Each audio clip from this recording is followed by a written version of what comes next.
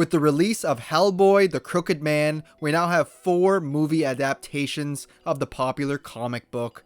So let's rank them.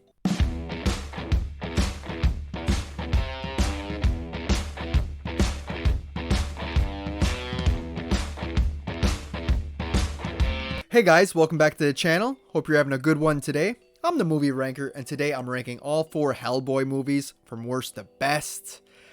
These are based off a comic book series, which I've never personally read, so I'm not going to say if these are real close to the source material or whatnot. I'm just going to tell you what movies I hate, what movies I love, and in that order. But real quick, before I get into my ranking, make sure you drop your rankings down in the comment section. We'll have a great discussion about it. What's your favorite? What's your least favorite? Also, like the video, subscribe to the channel so you don't miss out on any future content. And without wasting any more time, let's rank them. So for me, easily coming in the last place, I have to go with Hellboy from 2019. Just a god-awful entry in this franchise. It's 2 hours long, but it feels so bloated, so disjointed. The movie does not flow at a good pace. It feels like it's all over the place. It almost feels like you could cut up this movie and put it in a different order and it wouldn't really matter. There's so many pointless scenes in here with him fighting giants and whatnot, and it's all so full of CGI that it really takes me out of the film, especially when you look at some of these other films in this franchise which uses CGI sparingly, but we still get great practical effects, set pieces, and costumes. Not in this movie. It's just it's very much a studio film from front to back. The story is not that interesting at all. Our villain, played by Mila Jovovich, is this blood queen or whatever. Her motive, she just wants to take out all the humans and take over the world, basically. Not much of a villain there. Very straightforward, to the point. Not a lot of depth there. And she's not all that threatening, in my opinion. Hellboy himself is played by David Harbour. I don't know if this is miscasting or what. It's hard to tell because the script is just so bad. He's given such bad dialogue and cheesy one-liners. They try to make him funny, and it never lands. So he's okay as the character, I suppose. He's definitely the least problem in this film. He's not the problem here, but he doesn't do a whole lot to save the movie either. His look's okay. I just find his face looks a little stretched out or distorted or something. There's something wrong with it, with the makeup on his face. His body's okay though, but yeah, it just feels like it's David Harbour. It doesn't feel like it's Hellboy, if that makes any sense. So he's not great. Mila Jovovich as our villain is pretty terrible, pretty wooden performance. And we also get Ian McShane in here, which, I just feel like he's playing Winston from John Wick. So yeah, the characters, the casting, not great, but it's the least of the movie's problems. The movie is just boring. It's not interesting. It's overbloated with CGI characters, so none of it feels real. None of it feels memorable. I've seen this movie 3 times now since it came out, and I still struggle to remember what happens. I literally just watched this movie, and as I said, it's so overbloated with action sequences that fall flat, with bad jokes, bad humor. So in the end, this is just such a forgettable film. And the worst part is, this is directed by the guy who made The Descent, Neil Marshall. And he also made Dog Soldiers and a lot of other big cult classic type movies. So the guy can direct. I mean, it's the direction. It's the screenplay.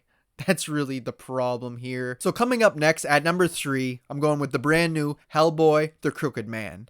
Now, this one got the shitty end of the stick, let me tell you. It has a shoestring budget. I heard that they made this movie basically just to keep the rights to Hellboy himself, keep the rights to the IP. And it's unfortunate because there is a lot of potential here. This is the first Hellboy to lean more in towards horror. And I'm a big horror fan myself, as you can see, so that was awesome. I was really excited to check this out because of that. as the other films were more fantasy like. So that's really cool. And this takes one of the darker adaptations of the comic to put onto the screen, which is really cool with the Crooked Man. I like that Hellboy and a new recruit are in this little village trying to figure out what's going on with these witches and a lot of evil and supernatural events occurring in this Appalachian Woods village. And all that's super interesting. The mystery, the motivation behind the witches, the Crooked Man himself, all that is great, I feel. It's just that we don't get a budget, like I said, so the effects are god awful. A lot of the transitions and the editing effects feel like they could have been done on Microsoft PowerPoint. Not PowerPoint, on Movie Maker. It's that cheap, unfortunately. Again, we don't get really cool set pieces or nothing like that. This takes place mostly in the woods and near cabins and stuff, so again, it was probably easy on their budget. It's unfortunate. Hellboy actually looks pretty decent for this being a lower budget, though. And the guy who plays him is Jack Kesey. Don't really know the guy, but he gives a little bit too much of a straight-faced performance. Like, he's a one-tone type of guy, where he doesn't have any charisma. He doesn't have... and he's talking basically at one tone this whole movie. So you don't get a whole lot from the character himself. But I think he did a decent job with what he was given. It's just that there's certain dialogue scenes where he's supposed to be funny or doing a joke, and he's just always playing it so straight at the same tone that everything comes across as the same. He doesn't have a whole lot of emotion or nothing in there, if you know what I mean. But I think for the most part, the characters are handled pretty well, whether we're talking about Hellboy, Joe, his partner, the new recruit. Pretty cool to see the butler Joffrey from what's his name, from Fresh Prince of Bel-Air. He's in here as a reverend, as like a priest at the church, an older guy. I thought that was kind of cool seeing him in here. But yeah, the movie just suffers from being very low budget, and you can tell the actors and the director tried to give you something entertaining and worthwhile, but they didn't have the materials or the necessities to do so, right? So that's unfortunate. And when it comes to the story itself, I like the story, like figuring out the mystery and everything. The Crooked Man's pretty interesting. He was this guy who got rich during the Civil War, but he was playing both sides and exploiting people and whatnot. And he kind of works for like the devil or an evil entity where he collects souls and also collects a penny every time he collects a soul, which he could get rich again over time. I think all that's kind of interesting, but the character himself, when we come face to face with him, he lacks personality. He kind of feels like a poor man's Leprechaun without the wit, you know? He doesn't have the clever dialogue or nothing. He is what he is. So I think he could have been written better, or at least given more personality to stand out more as our villain. But aside from that, for what it is, for the little budget they had and everything, I like the tone of the movie, how, again, it's more horrific. It has some atmosphere in that to it. Less fantasy, more horror. I like that aspect of it. And I like the direction and the idea that they have this story, but the execution is just not quite there. Up next, at number 2, I'm going with the original Hellboy film, directed by Guillermo... How do you say his name? I can never get it right. Guillermo del Toro. I'm sorry if I butchered that, but I'm just going to say Del Toro for now on. But yeah, he was a great choice to direct these films because he has an eye for set pieces and costume designs and stuff like that. And it really lets you fall in love with this world. More so in part 2, I feel like he had more control, but in this one you still see it. You still get some great practical effects, some great looking monsters and designs and costumes and whatnot. It's all there. You see his style here. It's just more prominent in part 2, but it's still here in part 1, which I really liked. I think Ron Perlman owns it as Hellboy, the best we've ever seen, just because he brings a little bit more to the table. He has more charisma. He brings that kind of childish attitude, and I don't know, he just brought the magic to the role, and he really sold it to all of us viewers, where at this point, I would love to see him return in the role, even though he's a little too old, unfortunately. And I just really wish we could have got the end of this trilogy here. But yeah, he is great in the role.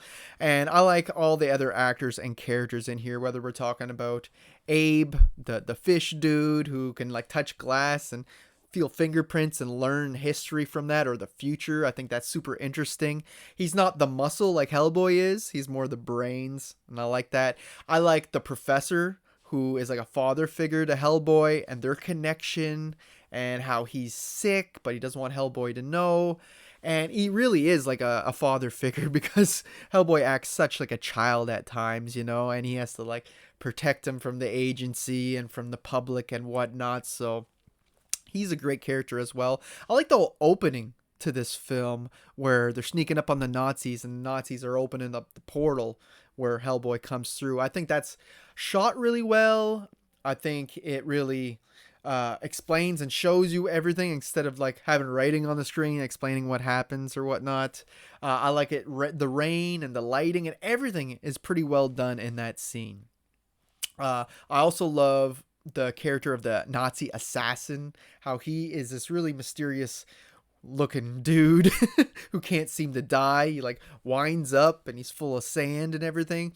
I just think he's so interesting. I think his name's Cronin or whatnot. I feel like he's the most interesting villain in here, where his boss, the sorcerer or whatever, isn't as interesting. Or the main villain, Rasputin or whatever the hell you call him, him and that Nazi chick just aren't as interesting as this dude, because this dude is friggin' crazy. I think Jeffrey Tambor is hilarious in this film and in part 2, who plays like the FBI agent looking over the whole paranormal bureau and keeping them out of trouble and everything, and doesn't want them to be seen by the public. I think he is hilarious, and his banter with Hellboy is also awesome. And like I said, in this movie and in part 2, he's great.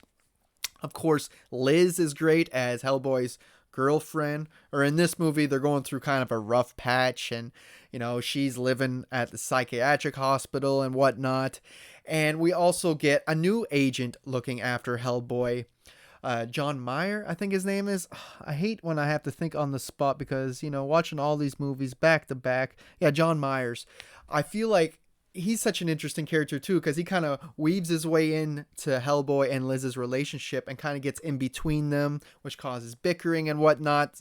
So the drama within all the characters is really interesting, whether you're talking about that relationship, his father's sickness and everything within that, Hellboy's destiny, whether he will fulfill that or continue helping the humans in the future. All the drama and all that surrounding it is really well done. The action is pretty damn good. Unfortunately, it suffers a bit from early 2000s movies. What I mean by that is the formula of the film, the way it plays out, to the CGI and the effects. They're pretty outdated nowadays, but as someone who grew up with this movie, it doesn't affect me as bad. But yeah, the effects are very early 2000s and a little outdated if you ask me, especially on the dogs, the weird dog creatures in this film. I think those dog things are cool. I just think that their design isn't that great. I never liked the look of them, but I do like the fact that when they die, 2 of them is resurrected. You kill one, two appears. That's cool, and how they like so many eggs and they seem like they're undefeatable after a while. But yeah, they're pretty great little henchmen for our main villain. So in the end, I think this movie does a pretty good job at putting you in this world and getting you to fall in love with it, and with its sets and everything. It's more real, less CGI. There is some CGI in here, but not the whole movie like the 2019 version. So it feels more like a real world. It's not perfect. I feel like the action could have been better and the effects could have been better, but for your first movie, this is a great place to start. But for me, coming in the first place is Hellboy 2. This movie really just improves on everything from the first movie. Even though I like that movie, this one does it even better. All of our characters are just as great as before. All the returning characters and actors playing them are still at the top of their game. I like that we actually get our full team this time at the Paranormal Bureau, with Liz, Hellboy, and Abe all together. And plus they add this German dude in the suit. Klaus, I think his name is. He's pretty funny too, and his interactions with Hellboy make me laugh quite a bit, especially when they're in the locker room and Hellboy beats him out of the suit and he's just like steam coming out or whatever. I think he's a great addition to the team. I think the villains are better this time around, or one villain anyway, the brother, the prince. What's his name? Nuada, and you got Nuala, his sister, twin sister, and I love that. She wants to fight with the humans and save them, while he wants to get his golden army and take over and wipe out all the humans. What's interesting about them is they have this connection where one gets hurt, the other one gets hurt, which makes for a really complicated villain where you can't just go out and kill him or whatnot, or you're gonna kill his sister, his twin, right? So I feel like that really ups the stakes and makes things more complicated. But overall, you can really see where the villain's coming from, because men were so greedy in the past and warmongers and whatnot. So you see why he wants to take them out. So yeah, I like the motivations behind everything. I like all the new characters. The CGI in this film is much better than the first film. It's kind of perfect for the year it came out. This 2008, I believe. Yeah, in 2008, this looks friggin' fantastic even to this day. So yeah, they really upped the effects in here, and I feel like we get even more great practical effects and costumes, whether we're talking about like that troll market they go to and we see all the creatures there. They're pretty much all real, real people in suits and whatnot, which again, I just absolutely love. I feel like they really gave Del Toro more wiggle room in this. They gave him the keys to the franchise basically in this part.